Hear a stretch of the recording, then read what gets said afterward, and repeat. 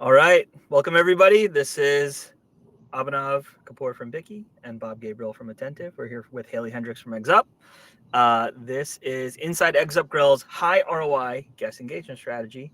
Where, surprise, surprise, we're going to be talking about guest engagement and how to make it as high ROI as possible. We're going to give it maybe 2 minutes for people to filter in, let folks join live. Haley, Bob, and I are just going to yap it up, as my 9-year-old would say. We're just going to yap for a bit here. And we'll let the room fill up. Is that the new slang? You know, the new slang is 6'7", which I don't know if you. What does this mean? I went through this last week. We had to probably chat GPT it, and it's in reference to some rap song. Yes, but then I did a deep dive. I did like ChatGPT deep research, and apparently like even the rapper doesn't know what it means, or it's like it's not, or it means it doesn't really stand for anything. Yeah. So we were literally at the kids had a soccer game on Saturday, and there was a baseball team that was on the field, and the soccer, all the soccer kids got their turn after the baseball game ended, and they're in the outfield through the fence just yelling 6'7", 6'7". And then like they get on the field, and the umpire, who is, I'm almost 40, the umpire is like 65, and he points at all the kids and he goes 6'7", and I was like, what? This is like, the one thing that unites us in this country across generations is 6'7". I guess. So. Well, it's funny you turn to ChatGPT for an answer, because it's notoriously bad at like pop culture. If you explain, anything that's going on right now, it's like, oh, well, here's this really deep lore on this. It's like, no, it's just stupid. Unbelievable. Yeah. I find myself using Claude more than ChatGPT these days, actually. Claude's very human touch. That's what it is. And it doesn't tell me I'm absolutely right about everything. Oh, good. It's just like, actually, here's some feedback, and I'm like, thanks, Dad. Jeez, like, but I prefer that relationship. So we got 30 people here. We're gonna get it going in about 30 more seconds. Appreciate you all tuning in here. Bob, how are things in? I guess you're in Northern Virginia, DC. How are things down there right now? In what sense? Just in general, the weather is getting cold. We're getting into fall. Things are going great as long as you don't work for the government or associated with it. But things are good. I'm originally from the Northeast, so I enjoy these early morning cool air, crisp air, and then it warms up a little bit to be like the 60s in terms of weather. But fortunately, both my wife and I don't work for the government, so we're, the unfortunate piece is we've had friends that are figuring it out. But I will say, you don't work for the government, but you gave a very politically savvy answer. I kind of just threw that one on you, so well done. But we'll get it rolling here. Yeah, exactly. We'll get it rolling here. Thank you, everybody, for joining us. If you're watching the replay, thanks so much for taking some of your busy time out of your schedule to watch this as well. I'm Abhinav Kapur, co-founder and CEO of Bikky. Bikky is a customer data platform for restaurants. Our mission is to help restaurants understand the incrementality of their marketing and menu decisions. We do that by pulling all of your data together across all your channels. And when you pull a lever on the marketing side, like launch a campaign in conjunction with our partners here at Attentive, or launch a new menu item, instead of just looking at sales, you can get the impact of those decisions on traffic and frequency. So appreciate you being here. Quick housekeeping notes. Haley, Bob, and I will talk for, I would say, 35 to 40 minutes. I feel like is a good length here for our formal agenda. There is a little chat and questions button at the bottom right. If you do have questions, we will have live Q&A at the end of this. Please feel free to drop in any questions that you have, and I promise you we will address as many as we can when we get to the Q&A section at the end. At this point, I'd love to turn it over to Bob. Bob, please introduce yourself and a little bit about Attentive, and then we'll, of course, pass it over to Haley. For sure, yeah. So Bob Gabriel, one of the enterprise account executives here at Attentive, working specifically with our food and beverage segment, which really just consists of restaurant, grocery, and convenience for the most part, bringing those brands onto the platform.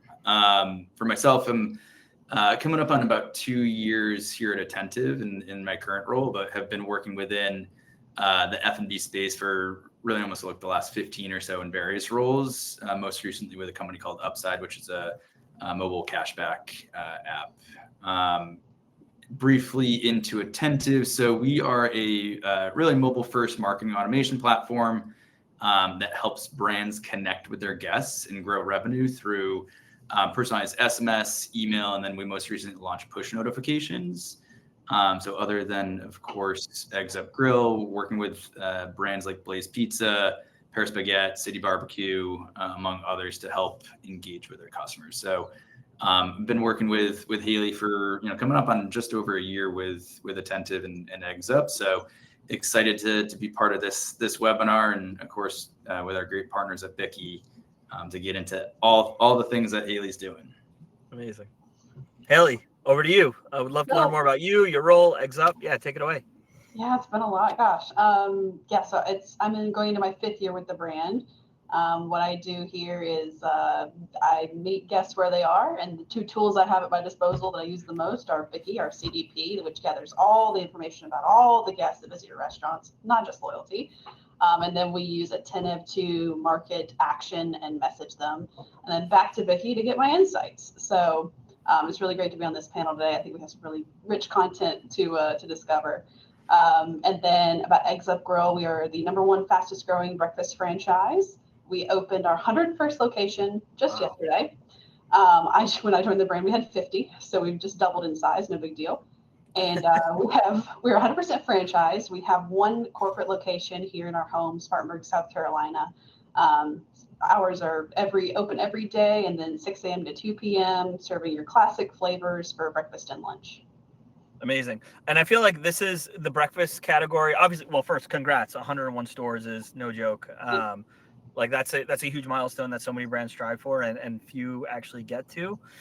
When you think about, I think when we started, this is the first time I really learned more about the breakfast category, but breakfast has been, I think, in this emerging hot corner of the restaurant industry for, the past 4 to 5 years, at least since you've been there. Can you talk about Eggs Up's differentiation? I think this will serve as a really nice foundation for kind of what principles you try to scale in your approach to guest engagement. Yeah. So we are really authentic in our local ownership. So again, 100% franchised. Every restaurant you visit is owned by somebody local in that community. So they know who to connect with, but they know what's important to that community. And they know that restaurant for breakfast and lunch can be the anchor of that community. And really, really bring things together. A lot of our franchise partners, when they approach us, they'll say, my area needs this. Like, this is what I'm bringing to my community. So I think we carry through that authenticity in the food we serve, the people that serve it to you. They all live in the area. They're all stakeholders in that community. And then all the way up to ownership those are people who care about that neighborhood. So it breeds authenticity and localization. And that's part of the challenge now is localization at scale. Amazing. And like, I think one of the things also from like an ethos standpoint that has stuck with me in our years of partnership is this idea of like everyday value, everyday affordability, or I shouldn't say affordability, accessibility, I think is probably is the term I've heard you and your CEO Ricky use as well. Is that the right way to think about it? Obviously, like, breakfast can be stratified. There's some of these premium brunch places or alcohol forward places, and you guys have always tried to be that everyday, regardless of consumer environment, that everyday accessible, affordable option to your local community. Is that fair to say? Yeah, so that's our main value is that we are everyday affordable. And you make the experience what you want. If it's your Saturday and you're balling out with your friends, then you build that check the way you want to. And if it's your everyday weekly occasion and you just want your really good biscuits and gravy, then you make it what you want. But I think having that value there, and value being so tied to experience, and that's why casual is seeing an uptick now. QSR is kind of on the downturn, and breakfast especially is on the way up. Is that it's meeting that place where we can really deliver value with the experience meets the food meets the people. So yeah. I think one of my hypotheses with this is obviously digital off-premise convenience grew certainly during the pandemic and the few years after the pandemic, and eventually, like, the value equation, for lack of a better term, became relatively equal. I could spend $30 for a burrito on my couch including tip, or I could spend $30 for a nice meal with a drink and some friends. And like, I can be out of my house and I can have sort of this communal experience or this local experience that you're talking about. And I think to your point, that's like feeding into the resurgence that we're seeing with casual dining right now. And interestingly enough, I mentioned this to you a little bit earlier today. I did an analysis of all of the brands that we work with across Bikky, and Eggs Up had both the highest number of transactions per month per guest relative to all of the casual dining brands that we work with. And you also had the fastest growth from 2024 to 2025 in that number, whereas like up 30% year over year. So it sounds like whatever you're doing from a positioning standpoint, from an engagement standpoint, it feels like things are, broadly speaking, going well for the brand. Is that kind of like a fair way to think about it? They are. We have really great return on the investments we made last year to enhance the guest experience, guest engagement. So it's all paying off, and it's being executed at the restaurant, which is ultimately the most important thing. That's it. Marketing makes the promise, ops keeps the promise. That's sort of the age-old truism.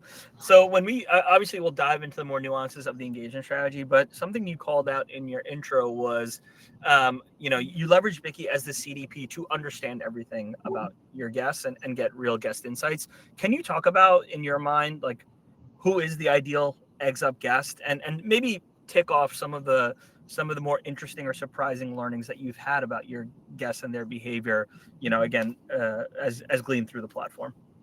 Yeah, so I would say our ideal guest goes back to, it's kind of a psychological thing. They see Eggs Up as that anchor point in their community. They want to go there. They see us as home for a weekend breakfast and brunch. They see us as a place to call home on the weekday for lunch. With friends, with family, and dining alone. So I think as long as that connection's there with the local team, the local flavors, the affordability piece, that's kind of our ideal guest, and then we'll take it from there. So I remember probably 3-4 years ago, the first way we thought to kind of slice and get, okay, how do I speak to you more relevantly, given what I know about you from the CDP. So the first kind of slice we took was occasion based. So we saw the behaviors of a weekend bruncher and a weekday luncher, very different kind of guest, very different kind of occasion. One values speed of service at a different level, right? And the other one is kind of there to enjoy themselves, or maybe they're with kids and they actually do need the speed. So we sliced by occasion in kind of 4 rough quadrants: weekday, weekend, breakfast, lunch. And then we took some initial learnings from there. There were some good results by speaking to them relevantly about their occasion and about their next occasion that looked like that. Yeah. And then we added in this layer, I mentioned kids earlier. So adding in a way to determine, are kids typically present with you when you dine with us?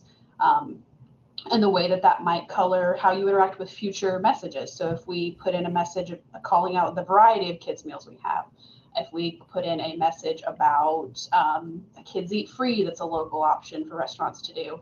Or if we have an event day, we have a Princess Belle coming for breakfast at a local restaurant, then we want to be character breakfast. Right, character breakfast. We want to be sure that lands to a guest who would engage with that, who typically orders a kid's meal. So we've kind of turned the dial up successively. We've crawled, walked, run with some of those early learnings, but it's really about how do we get relevant, knowing what we know about you and what we can reasonably predict about you. Yeah. And maybe this is a naive question, but when you think, I love the way you framed it, where it's like, you're not necessarily looking for, you're building your story around the guest based on their occasion and how they think about, or how Eggs Up fits into their life. You're not like just doing some kind of like random slicing and dicing and trying to maybe define behavior based on whatever preconceived notions or goals that you have. You're talking to the guest, you're surveying the guest, you're understanding the guest, and then they're using the data to back up the hypothesis of like, hey, does our data actually match these different occasions that we think our guests are visiting us for? Is that a fair way to think about it? Yeah. Yeah, and I think what we pursued at a short term, and probably every brand thinks about this, is, oh, well, can I get you to convert channels? Can I get you, if you're a dining guest, can I get you to buy online? And it's all about your ultimate goal there is to get to multiple visits, develop a habit. But I think we shifted the focus away from that and say, you know what, it's just too hard of a lift and it doesn't pay off if I try to convert you from what you normally are to something I want you to be one time. Yes. So we just kind of, if that was at the forefront of the messages we sent a couple years ago, it's now kind of a background layer. We'll ask, I think our online experience is something to be proud of, and it's a really smooth experience. Who doesn't want to eat pancakes in their slippers? But we don't push it as hard. So that was one of the learnings about exactly what you said, tailoring it around the guest and then having that inform how we message them.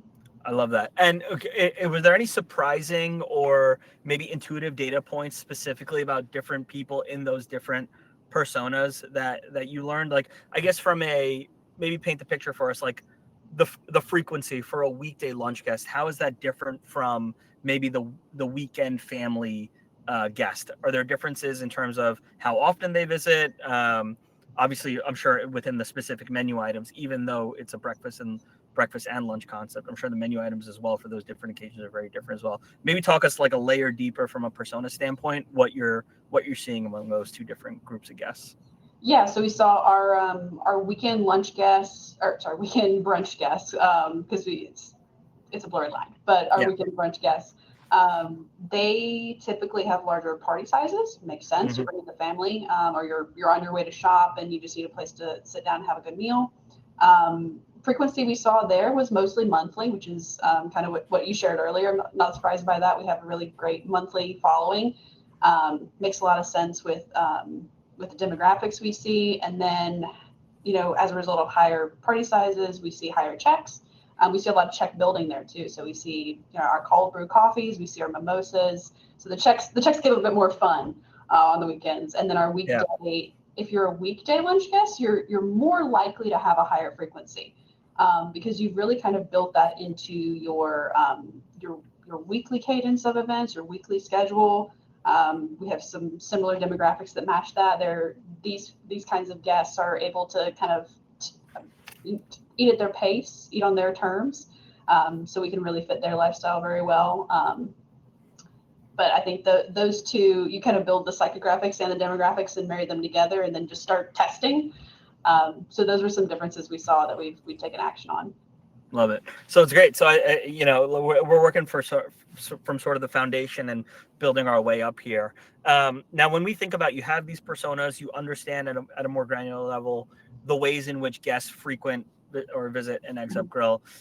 Let's get into a little bit thinking about the engagement strategy at a little deeper level. What parts of what parts of the guest life cycle are you automating completely?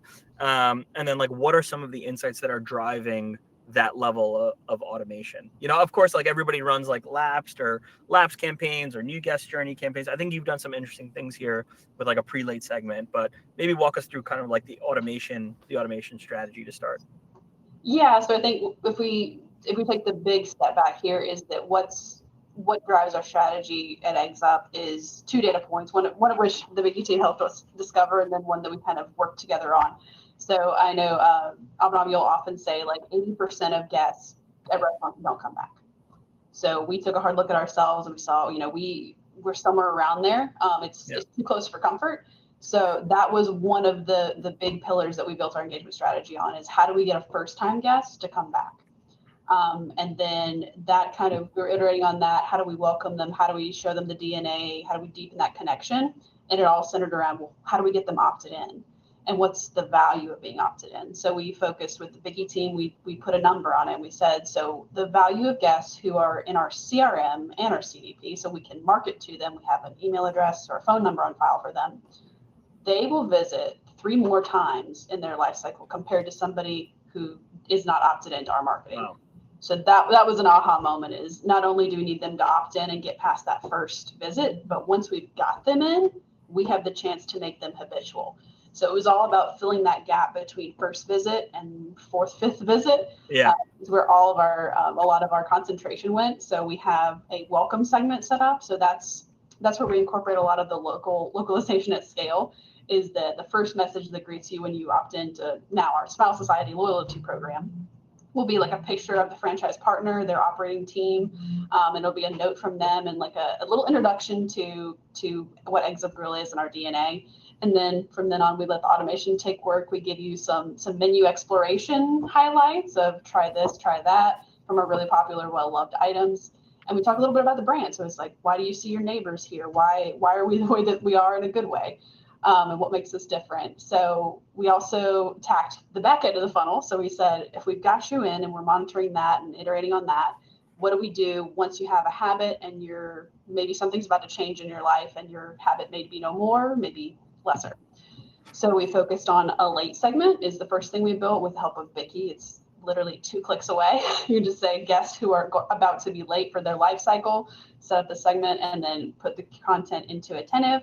And that's kind of where we found, I know we'll talk Bob later, but we found how text can be twice as valuable as email when it comes to outreach to guests. So that was a new kind of, in the last year, that's been new for us is SMS.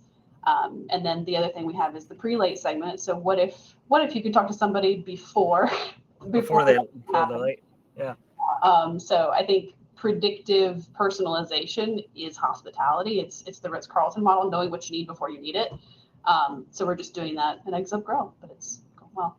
I love that. And I think you're spot on. Like one of the things we often say is like the most valuable KPIs that you can focus on as a marketer are 1, getting new guests in the top of the funnel, 2, getting them from first visit to second, because that is like the biggest, that's where the probability that they keep coming back jumps the most is after you get them for that second visit. So new guests, first to second, and then consistently reducing the amount of guests that are late.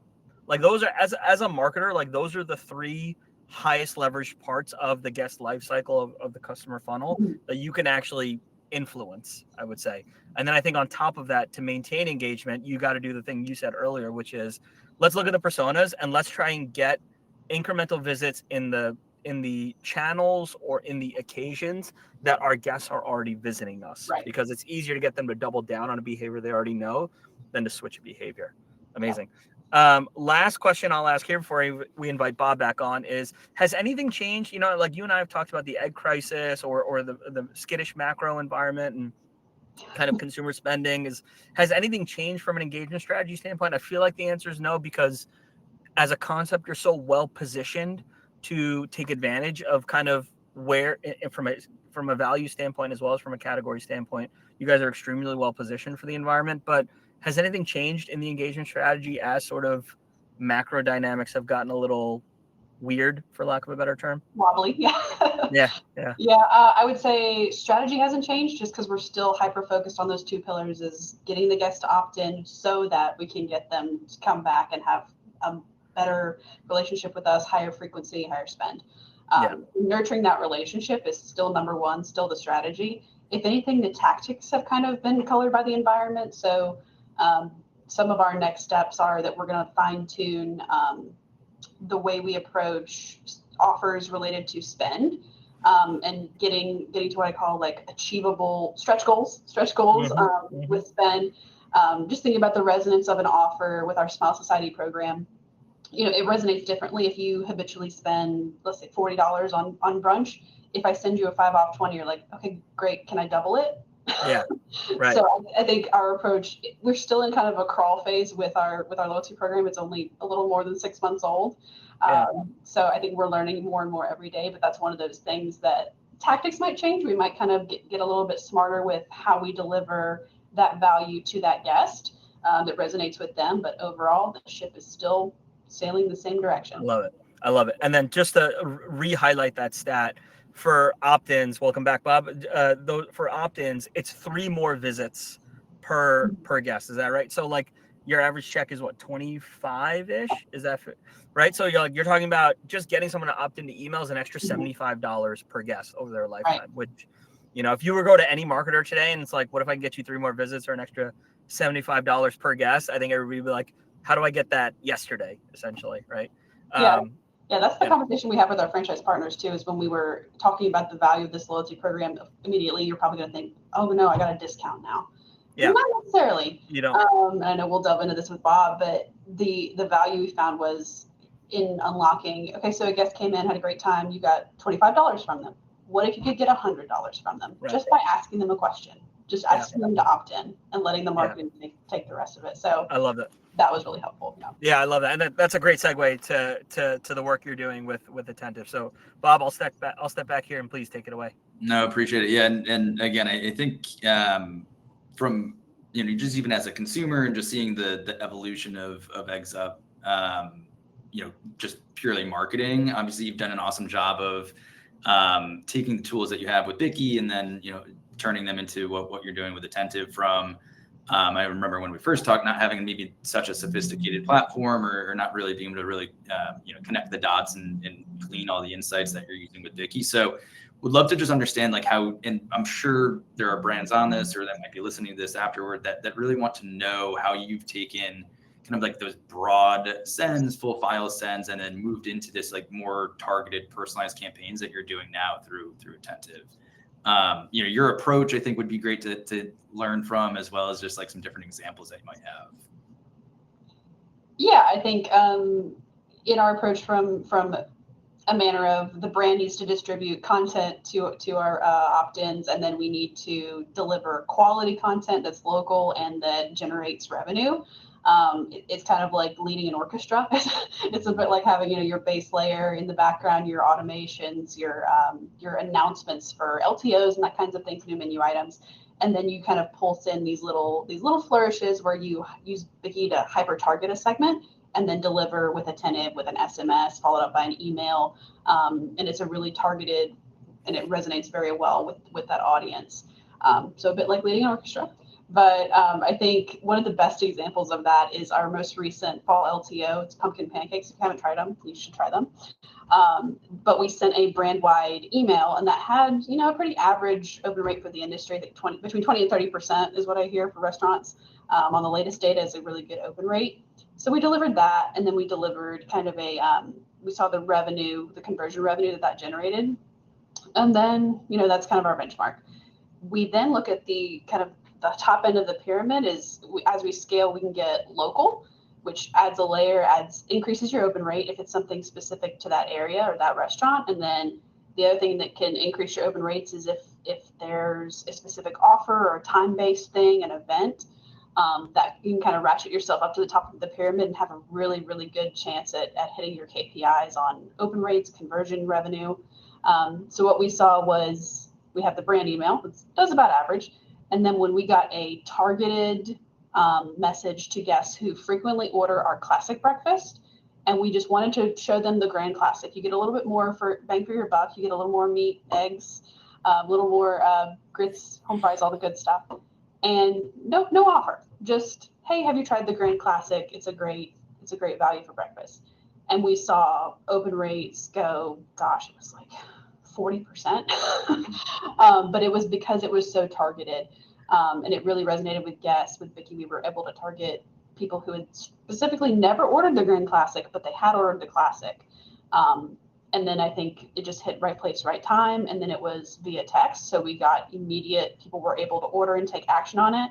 And it generated a lot of revenue. Revenue per guest is what we call, is the way to kind of equalize for how many guests you're sending it to.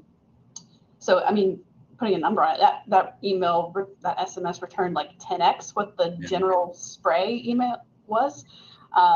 So it can really, really be powerful to localize and to put a powerful message in there. Yeah, I mean, definitely the localization. I know you talked a lot about, the neighborhoods, and then even I think there's different segments of your business too that, just seeing what you've been doing to, boost catering orders and looking at that as like another revenue channel. Again, just with the brands that are probably on this, I mean, catering being such a very like hot segment or hot revenue stream for restaurants. What have you done to really look at and convert those guests that maybe have ordered catering and you want them to order again, or just might be a good prospect for catering? Yeah, so we actually, I just left a meeting about that. So catering is a real big thing because there's so much upside. It's the best marketing tool you have is putting your food in front of people. So from that standpoint, it's always been something that's been critical to us, but it was kind of in the background. Now it's in the foreground. It's a great place to play as breakfast because I think everybody is tired of the Panera lunches. I'll just say it. So I think we're really uniquely positioned to win catering and win big. So we're focused on the only thing with catering is you kind of have to show guests that catering could fit into their life. It's the only, people get hungry 3 times a day, sometimes 5 times a day. People don't typically need catering unless they're a very special kind of person who's in charge of that, maybe for their team or their office. So you kind of have to show people how catering can fit into their life. So that's what our content focuses on. And then we're actually embarking on a project, a test, to kind of incorporate putting catering as some catering benefits as part of our loyalty program. So we'll keep you tuned to how that goes. But I think some really compelling combination of showing people what it is to cater and how it could fit in their life, and then incorporating that as part of the benefits of our perks program would really put it in the guest's mind that, yeah, you can order a catering and it'll fit your occasion. Yeah. I mean, I love what you said, that catering is kind of like it might be the first impression of the brand, right? For somebody that might not have gone to Eggs Up or goes to a competitor, just doesn't, see that as an option.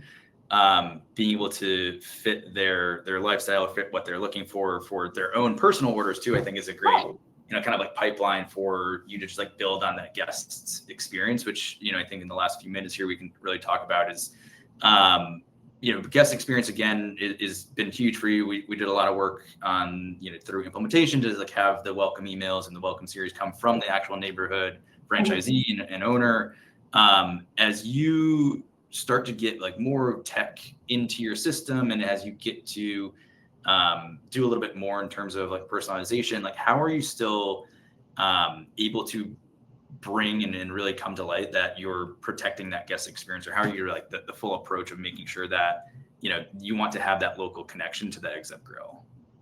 Yeah, I would say we keep SMS light touch for one. That really helps. I know we've all received text messages that are like, whoa, stop. So we keep really light touch and a really a good eye on how much and how often we're texting and how relevant is the text that we're sending. So we do a debrief after every campaign that goes out. We keep an eye on things like unsubscribe rates. Conversion rates too is a soft way of telling that, okay, maybe that just didn't resonate, wrong place, wrong time, wrong person, and iterating from there to see what we can do to improve. But I think keeping our challenge today, like I said, is localization at scale for brand consistency is a tough nut to crack, because there's so many local things that make that restaurant critical to that community and what we need to communicate about it, but also balancing what we need to say as a brand and what the journeys we have going on in the background, and making sure we don't over leverage the guest in communication, because then they start to tune us out. So I think one big piece that we unlocked was with the help of Bikky, we shortened our journey lengths. I think we were at something like 150 days for a welcome journey, and it was a series of more than 10 messages in that 150 days. So we were messaging just about every 10 days. Yeah. And then with Bikky, we were looking at, well, if we're focusing on that visit from 1 to 2 visits, just that window of time, if we can shorten that, welcome journey, because odds are you've already completed, what you need to. You've had enough visits to figure out if this fits your lifestyle or not. So with the help of Bikky, we shortened that drastically, cut it in half. So that's also been a way we've been really conscious of keeping up with our guests, not over messaging them, and hitting them at the right time with those messages in the right amount of time between messages. Yeah, no, absolutely. And again, I think, you've definitely done a great job. It's been fun to see how Eggs Up has been using, what you're getting from Bikky and implementing it through Attentive. So, excited to see what comes next. I'm sure there's tons of new initiatives that you have that we can all partner together on, but Abhinav, I'll definitely pass it over back to you. It's like Beetlejuice. Haley said Bikky 3 times, so I had to come back on camera. just reappeared back on screen. Well, first of all, the thing that really stood out to me in that conversation that y'all just had was 10x ROI. Like revenue per guest is, I think, absolutely the right way to track. And I think Bob and I have seen this with other mutual brands that we have, where revenue per guest is just the easiest KPI to report on. And I think I've in the past seen 6 to 7x improvement in revenue per guest, but like 10x is crazy. Like a double-digit ROI, double-digit improvement in ROI, I should say, is pretty significant. So that's awesome to see. With the two tools being used in conjunction with each other. That's great. As you think about like what's next, you mentioned a little bit with Smile Society. You mentioned about being in sort of the crawl phase with your loyalty programs, only 6 months in. Paint the picture for us a little bit. We'll talk about loyalty in a second, but paint the picture for us a little bit on like what's next. From like you do a really good job of testing and iterating on the engagement strategy. What's the next thing that y'all are tackling? I would say it kind of comes back to the macro environment. So we've got, of course, the catering project I'm talking about. That's a real big focus of the business. And then we're constantly iterating our journeys. It's about time that we're refreshing our new guest creative in there. And then we're taking a look at our pre-late. So we do that a couple times a year. And then I would say what's next is kind of unlocking the connection between the macroeconomic and then what we can do from a loyalty perspective, from an offer perspective, and any other kind of incremental value we can give to the guest. So for example, we're looking at a way to leverage the unique side of Bikky, which is that you can look at both your loyal guests. A lot of programs will let you look at the behavior of your loyal guests, but it gives you the full guest picture. So it's the guests who've been in one time and never came back. Sometimes we can look at them and track them and look at their behavior. So it gives you the full spectrum view of who your guests are, how frequent they are, what they visit, what they order. It's just such a powerful tool. So what we do whenever we test is we look at the guests who we can market to and are part of the loyalty program, and we test something with them, and then we kind of extrapolate and say, well, if we sent this to the whole system, here's how we expect it would react. Get a reaction. So one of the things we're doing with that is the data we have on spend, so average check combined with household income, because there's a lot of data out there right now. I think McDonald's was kind of one of the first big players to say that they're leaking from low income consumers. Their visits are just not what they used to be.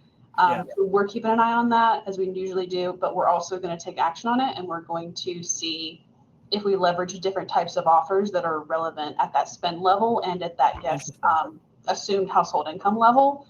If it resonates better, more highly, encourages a visit, encourages a check building activity.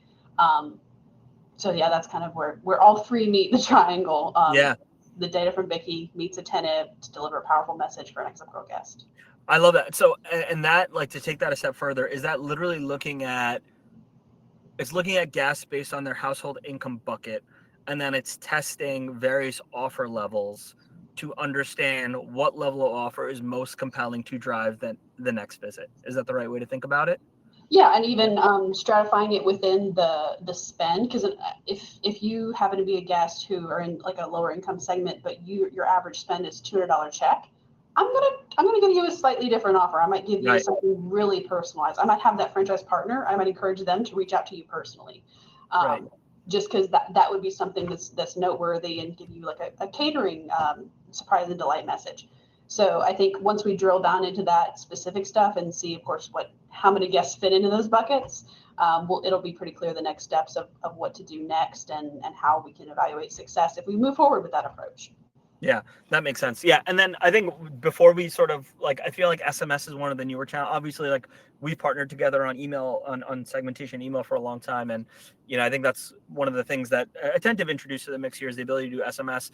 Forgive me if I missed this earlier in your guys' conversation, but when you think about, is there something that you've learned that is different about the SMS subscriber and guest and their behavior relative to maybe the more traditional email opt-in guest and behavior? And we didn't talk about this beforehand, so I'm asking you to think on your feet here. So it's not so much behavior, because our program is pretty unique in that we require, because the Smile Society offers are redeemed via phone number. Got it. Part of the sign-up process with Attentive is you give a phone number and an email. So we have very few people that are just phone numbers or just one or the other, which is great from a marketer standpoint. I got two channels on you. And then, but what we do notice is the benefit of SMS is the immediacy to redeeming and the conversion. You're more likely to get a higher quality conversion if you send an SMS versus an email, because you can ignore an email. It's harder to ignore a text. Not impossible, but harder. Mm-hmm. So we see higher engagement with those. We've even leveraged, MMS to send videos, GIFs, photos. On average, I mean, it gets a 2x return of what an email is. Just a random any text I could pull out of the air compared to any email I could pull out of the air is probably 2 to 1. In terms of same revenue per send or revenue per guest? Revenue per send and any other metrics, Makes sense. Yeah, interesting. Yeah. Cool. And then for those of you who are watching, please, if you have, we're going to go another 5 minutes here. We're going to dig in a little bit on XUp's loyalty goals and loyalty launch that they just did. But if you have any questions, bottom right, we will have time for Q&A. So please feel free to drop in any questions as we head into the home stretch here on the formal agenda. But Haley, talk to us a little bit, because I know, when I've spoken with Ricky, your CEO, in the past, I think he came from a brand that was probably leaned into loyalty. Loyalty was viewed as discounts, and they leaned into that channel probably too much, especially when traffic got soft. And we know that in this environment, we did the CMO survey and that we released the results a couple of weeks ago. The interesting learning for me from that was, number one, loyalty offers and promotions is the highest ROI channel that marketers have used in 2025. Also, the biggest concern heading into 2026 is over-reliance on promotions and discounts. Yeah. And so there's a yin and a yang here, two sides of the same coin. Can you talk to us about 6 months ago? Why was it the right time to launch loyalty? And maybe walk us through, like, what is the approach to the loyalty with the Smile Society? Yes. By approach to loyalty, we can talk about like structure, just to keep it super simple for this conversation. So we're not doing an existential deep dive, but yeah. So our loyalty program, I would consider, is a surprise and delight. So there are a couple key benefits that we talk about when you join, is that you get a birthday meal on us, which is a pretty generous offer. You get a sign-up offer for a sweet treat. It's valid for the next 2 weeks. So on your next visit, so helping foster the next visit. And then there are some just seasonal specials you'll get throughout the year, but it's surprise and delight in the sense of that local aspect means you could get more offers, more local events to come to that we just wouldn't deliver it at a brand wide level. So it's balancing, again, the localization at scale. So we kind of give you the couple benefits, and then the door is wide open for future surprises and delights to come your way. So the other thing we do is that, I guess I can talk about how loyalty came to light, because you're right. Yeah. So that brand and a lot of brands can get kind of caught in this thing where you get tunnel vision for your loyalty guests because you know the most about them. You know their frequency, you know their spend, you know everything about them, and they're just such a small percentage of your guests. I think some of the industry stuff says it could be anywhere between 5 and 12% of your guests could be your loyalty guests. I think Ricky's thinking was it becomes the focus of marketing is to distribute offers and drive traffic that way, and just pulse with the people you can see and about, and you can press a button and something happens. So that was kind of the trap that we knew we didn't want to step into, which Bikky helps us a lot with, is we can see the full spectrum view of all of our guests and how they react to something inside the loyalty program and something that's not offer related at all. So I think back to the upsell email from the Classic to Grand Classic, no offer in there whatsoever. Right. But immediately action was taken by guests in loyalty program and just in our regular e-club. Right. So it's really important to keep an eye on both things. But I would say why we launched loyalty is a couple reasons. Our guests were asking for it. They've been asking for it. And there were some local programs. Punch cards you're probably familiar with, but there wasn't a brand wide push for it. And then as we grow, as we scale, as we expand our footprint, our franchise partners were asking for it too. Mm-hmm. Probably the combination of the guests asking for it, the team asking for it, people being familiar with it, and it kind of becoming table stakes in a lot of situations.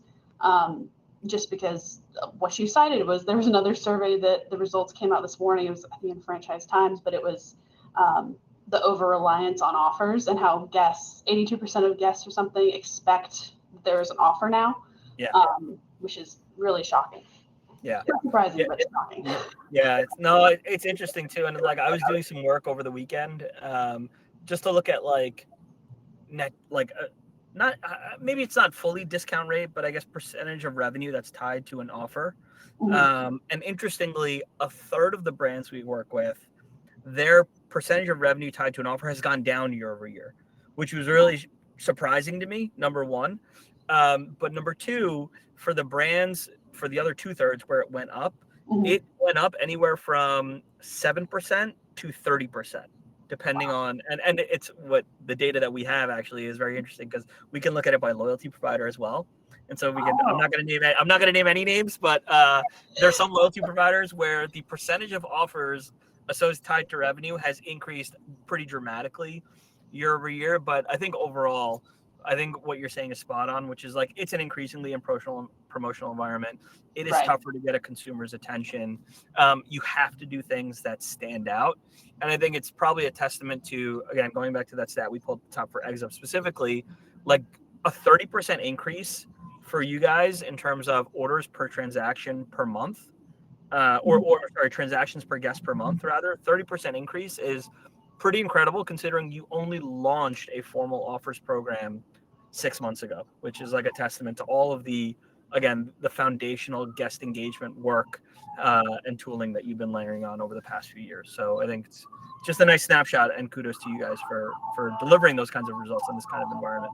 So. Yeah, and back to what you said about loyalty provider, the other critical structure, so I said surprise and delight, but I kind of didn't call out the explicit there, is we are not a points program. Right. So I think points can be, you're as valuable as the money you spend. And to us, that's just not our DNA, is that you're valuable because you're a part of our community. So we didn't want to do, you're only as valuable as much money you can spend.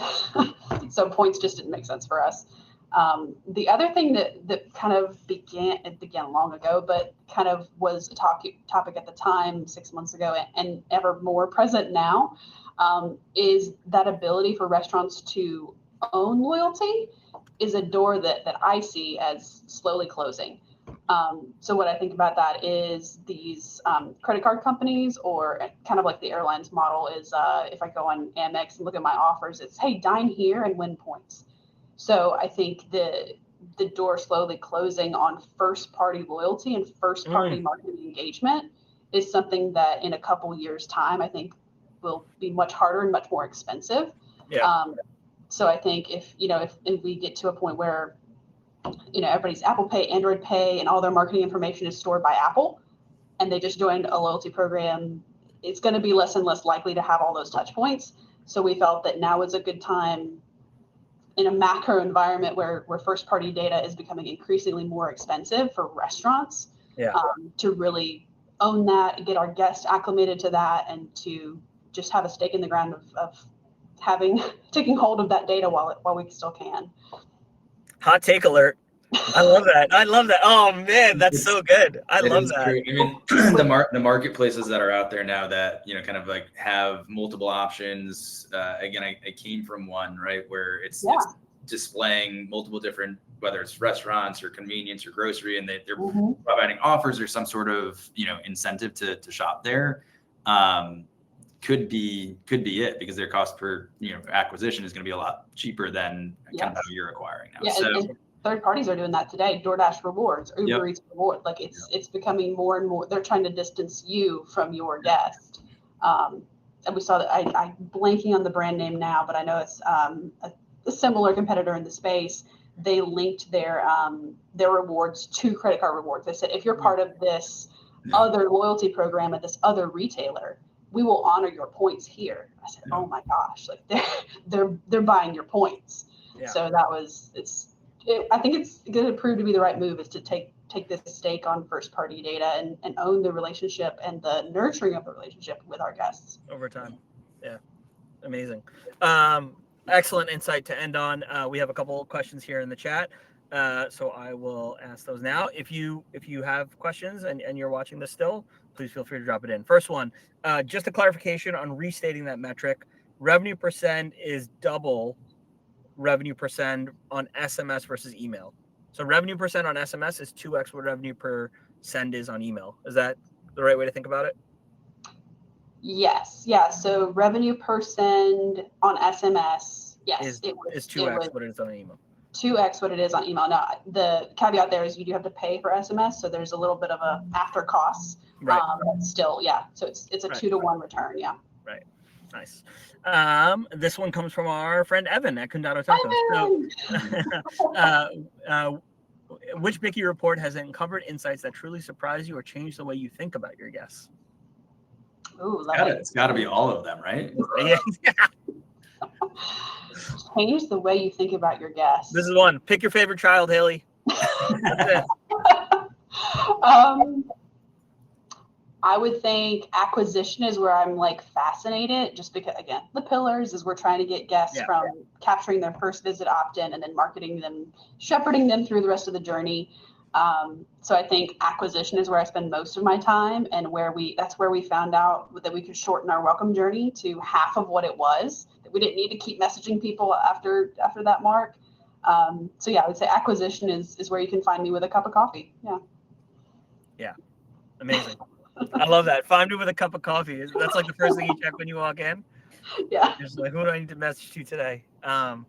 Amazing. Well, look, we have no more questions. Something from Jess in the chat, actually talking about your, maybe we end on this note as like a good forward thinking note, talking about your thought process around getting first party data and credit cards. She was saying hotels are the first wave. Yeah. But I no longer book direct through Marriott. I book through the Chase portal, and restaurants are next.